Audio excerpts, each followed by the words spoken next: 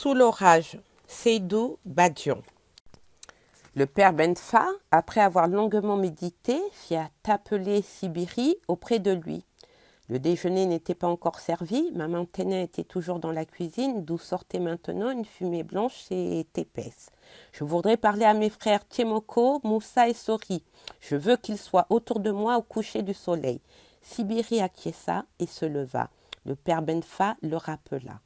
Nous devons parler aujourd'hui du mariage de Kani. Aujourd'hui, nous dirons quelque chose à Famagan qui attend depuis 1 an. Sibiri, lourd de ce secret, prit un air d'importance. Il devint grave et soucieux. Il imaginait lui aussi les grands jours qu'on venait de lui annoncer. Il imaginait lui aussi les 1000 choses qu'il devait faire afin que son nom figurât dans la mémoire du peuple, aux côtés de ceux de ses camarades qui, en pareille occasion, avaient su éblouir le monde. Maman Ténin avait aménagé la véranda, elle avait balayé le sol et nettoyé les murs, elle avait transporté à la cuisine les vieilles calebasses et cuvettes qui d'ordinaire encombraient ces lieux. Elle avait rempli la lampe de beurre de karité et y avait glissé une mèche tressée par elle-même. Après tout ce travail, elle avait étendu les magnifiques nattes réservées au grand jour. Le père Benfa, superbe dans son boubou doré, chapelet en main, s'était déjà installé.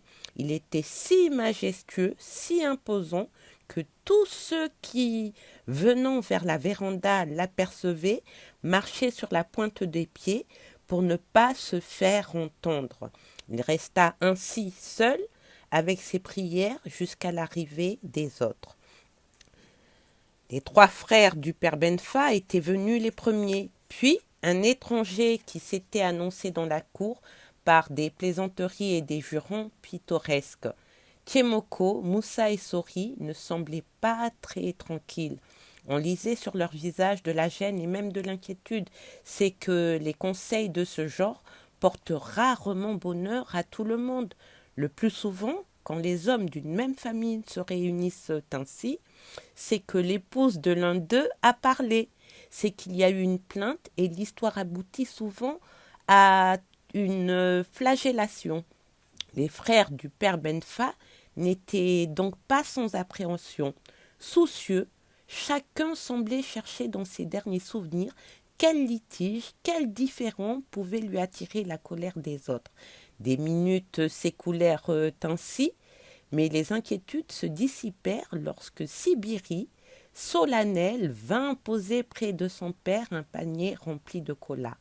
La vue de ces fruits orienta les esprits vers une cérémonie, probablement un mariage, le mariage de Kani, et sur les visages, le gris de l'inquiétude fit place à une lueur de joie. Le geste de Sibiri, en même temps qu'il tranquillisait les esprits, indiquait l'ouverture de la séance. La cola avait donné à l'assemblée un cachet de solennité. Les regards se posèrent alors sur le père Benfa, qui empocha son chapelet soigneusement coulé, se racla la gorge et se tourna vers l'un de ses frères. « Tiemoko, dit-il, Dieu est grand, puisse notre volonté s'accorder à la sienne. Je t'ai appelé, toi et tes frères, pour que nous examinions quelque chose. Il s'agit d'une question qui, relevant de l'intérêt de notre famille, exige le point de vue de chacun de nous. Voici bientôt 2 ans que Famagan, par ses salutations, ses largesses et ses nombreux messagers, demande à être des nôtres. Il a suivi sans relâche le chemin de nos coutumes, il a honoré chacun de nous, honoré nos amis et voisins. Et comme l'on dit, quand on cherche, c'est avec l'espoir de trouver. Aussi, par l'homme que voici, il désigna l'étranger, Famagan nous demande ce que nous pensons de lui. Je suis votre guide, il est vrai, mais sur les questions d'avenir, votre avis doit primer le mien.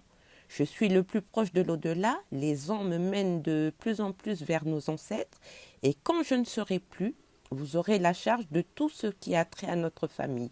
Mon devoir à moi est donc de consolider ce qui est, c'est à vous à préparer ce qui doit être.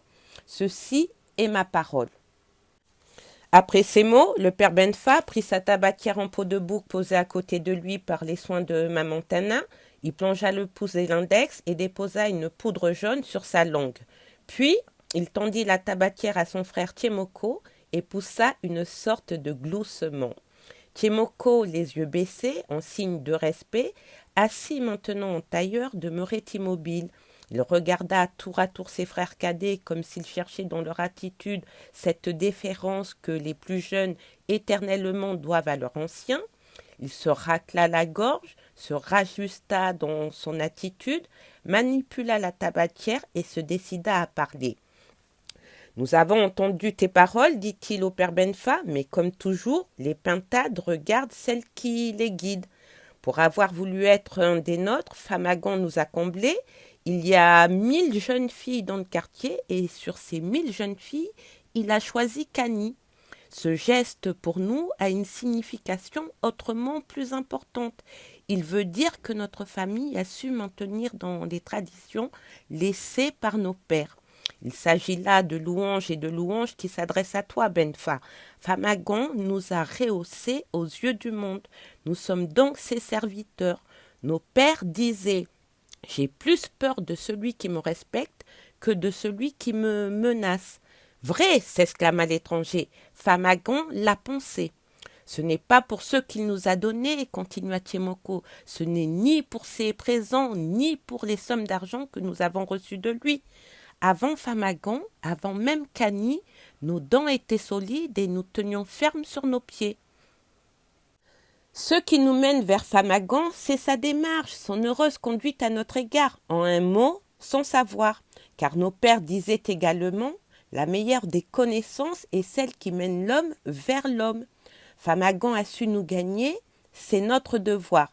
N'est-ce pas, Sori cria-t-il à l'un de ses frères. Vrai, ce que tu dis est vrai, la vérité s'appelle Dieu. Tel est mon avis à moi, enchaîna Tiemoko. Cependant, mon avis est peu à côté du tien, Benfa. Tu es notre maître, et si les ans te mènent vers nos ancêtres, leur sagesse aussi habite en toi. Nous te suivons comme toujours et demandons à Dieu la faveur de bénéficier le plus longtemps possible de tes conseils. Le père Benfa ne pouvait douter une seconde de la sincérité de cette déclaration. Il ne s'agissait pas là d'une formule usée depuis des siècles, d'une formule consacrée que l'on sert par acquis de conscience, mais ces mots émanaient de la profondeur même du cœur. À travers eux s'exprimait un état d'âme forgé par des siècles et des générations. Ils ont quelque chose d'un cantique. Reprenant sa tabatière, le maître de la maison se tourna vers l'étranger. « Ton ami est un brave homme, dit-il, du moins nous l'avons vu tel jusqu'ici. On a dit, la panthère a ses taches au dehors, l'homme a les siennes en dedans. Cependant, connaissant sa souche, nous lui faisons confiance, car comme les anciens, nous croyons également que de la racine à la feuille, la sève monte et ne s'arrête pas. Mais qu'il sache ceci, nous autres parents de Kani, nous ne sommes pas des exécutants, c'est Dieu qui dirige. Ceci dit, le jour où Kani sera chez lui, qu'il se souvienne d'où elle vient, qu'il n'oublie jamais comment il l'a gagnée. Ainsi, il saura comment se comporter à son égard. Le jour où un différend naîtra entre eux, que Famagan sache que la langue et les dents appelées à cohabiter toute une vie se querellent. Alors, avant de prendre une décision quelconque, qu'il réfléchisse. C'est à force de réfléchir que la vieille femme parvient à transformer le mil en bière. Nous ne voulons pas que Kani ait soif tant que Famagan se désaltère. Nous ne voulons pas que Kani ait faim tant que Famagan est rassasié. Si Kani lui désobéit, qu'il l'oriente, mais que jamais il ne songe à l'humilier, car le ridicule ne s'arrête jamais à une seule personne. Kani aura des bijoux sur elle, que Famagan n'emprunte jamais à l'extérieur tant que les avoirs de notre fille peuvent lui être de quelque utilité. Qu'il dispose des bijoux si les temps l'exigent, mais que Kani n'ait jamais rien de moins que ses coépouses. S'adressant alors à son frère Tiemoko, l'orateur lui dit « Voici mes paroles. As-tu quelque chose à ajouter » « Non, fit ce dernier, tu as tout dit. On ne peut, en se poussant, dépasser le mur. L'étranger se mit à parler à son tour. Il fit l'éloge de la famille de Famagan, du père Benfa et des frères du père Benfa. Puis le chef de la maison prit un paquet de cola et donna à chacun une poignée des précieux fruits. On se serra les mains. Durant toute la séance, maman Tenet n'avait pas quitté la cour. Elle avait eu, comme on dit, un œil sur sa marmite et l'autre sur la véranda. Ayant deviné l'objet du débat, maman Tenet s'était mis à cœur d'en éloigner les indiscrets. Les indiscrets qui auraient pu renseigner Kani et déchaîner ainsi le drame auquel elle s'attendait. Il faut dire qu'à l'égard du mariage de Kani, maman Tenet était beaucoup moins optimiste que le père Benfa.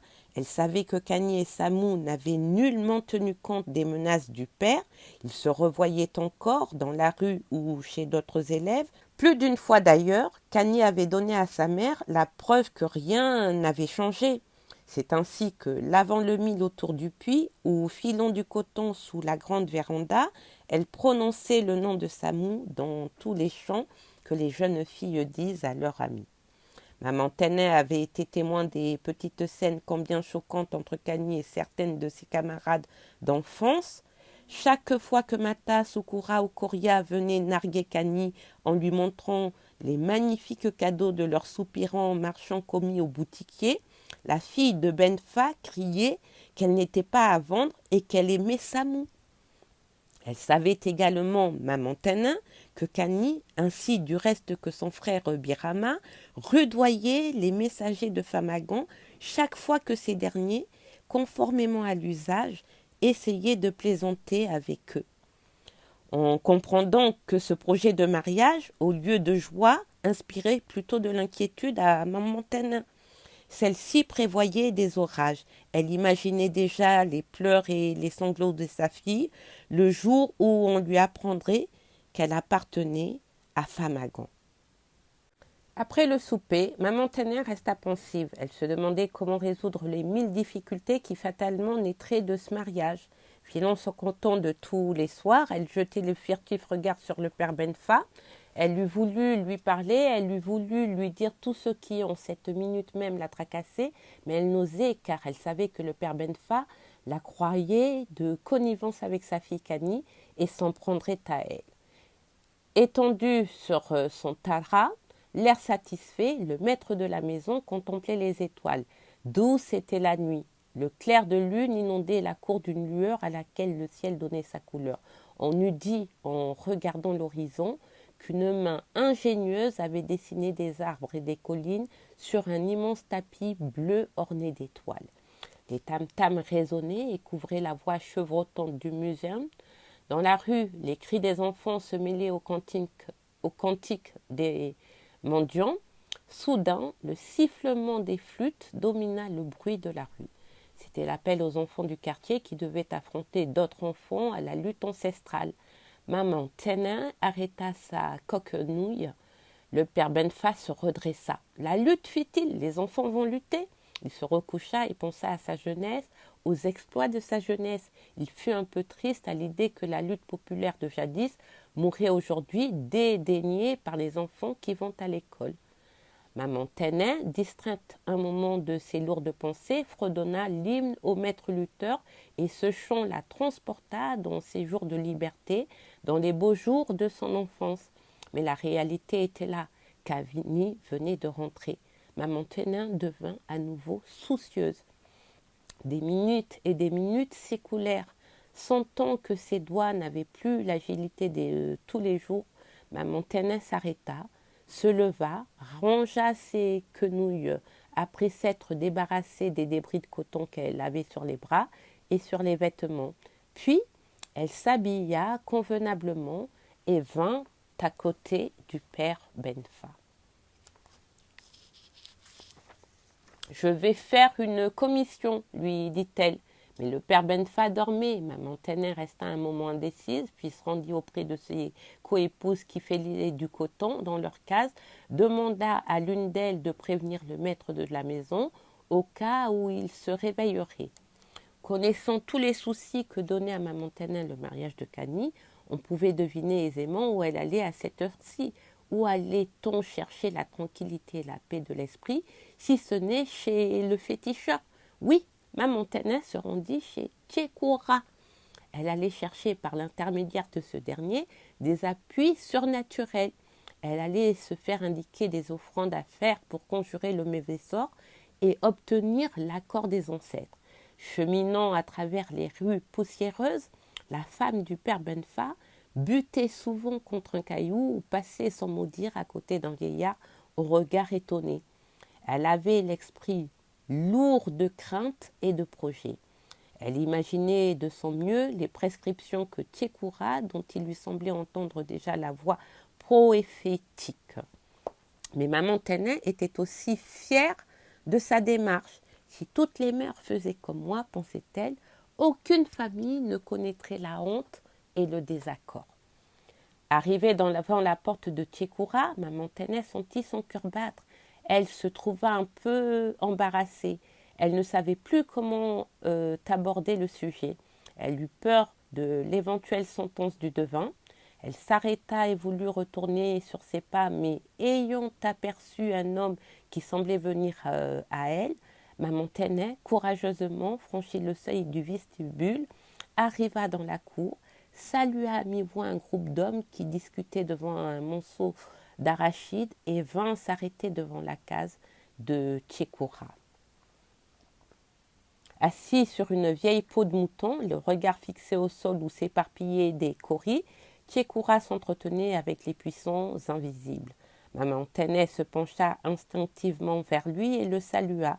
Tchékoura ne répondit pas. Il se mit à griffonner des curieux signes autour des kauris et demeura immobile. Un temps s'écoula. Enfin, Tchékoura se retourna lentement, regarda la mère de Kani de la tête aux pieds. « T'es-tu bien levé ce matin ?» Benfa et les enfants te disent bonsoir, répondit Maman Tana en s'asseyant sur un escabeau. Tous deux observèrent en silence. Maman Tana regardait les curieux objets qui entouraient Tchékoura.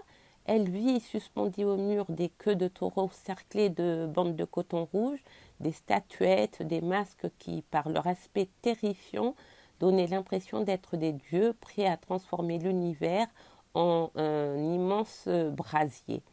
C'étaient là des idoles devant lesquelles s'étaient agenouillés le père et l'arrière-grand-père de Tchékoura. « Qu'y a-t-il » demanda le devin d'une voix terne. « Je t'écoute, Tana, tu es soucieuse, je le vois, mais nous te donnerons la paix. » La paix. Une lueur de joie s'étendit sur le visage de Maman Tana. Les mots de Tchékoura l'avaient déjà guérie. « Tchékoura, dit-elle, quand le feu gagne la forêt, l'animal court vers la rivière. »« Vrai !» hurla Tchékoura. « Il y a 2 ans que Famagan, homme vertueux et brave, demande la main de ma fille. Famagan n'a que des amis, je le sais. Cependant, ce mariage s'annonce difficile. Ma fille est à l'école, elle a appris à voir les choses par elle-même. Et comme tu sais, on doit s'attendre à tout de la part des enfants d'aujourd'hui. J'ai peur, c'est pour cela que je suis chez toi. Tu dis vrai, Tana, ta démarche est louable et ta confiance m'honore. » D'un geste lent, le devin prit sa tabatière. Le tabac aide l'esprit à voir clair. Se levant brusquement au point qu'il fit sursauter Maman Tana, Tchékoura décrocha 2 de ses fétiches suspendus au mur. Il les brandit, hurlant des mots étranges.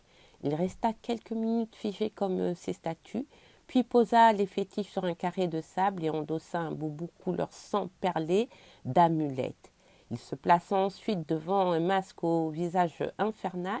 Tout d'un coup, d'une pièce intérieure voisine, on entendit résonner des tam-tams, lourds, lugubres, au rythme lent et irrégulier. Ces tam-tams n'avaient rien de commun avec ceux qui, dans les rues, enthousiasmés matin et soir, jeunes et vieux du quartier. À les entendre, on imaginait un monstre sortant des profondeurs de l'abîme. Cette atmosphère, ces masques aux grimaces terrifiantes, ce tam-tam sinistre, cet étrange boubou couleur sang glacèrent Maman Tana. Les tam-tams devenaient de plus en plus puissants. Tchékoura s'agenouilla devant une des idoles, se releva et vint prendre derrière la femme du père Benfa une calebasse remplie de courris.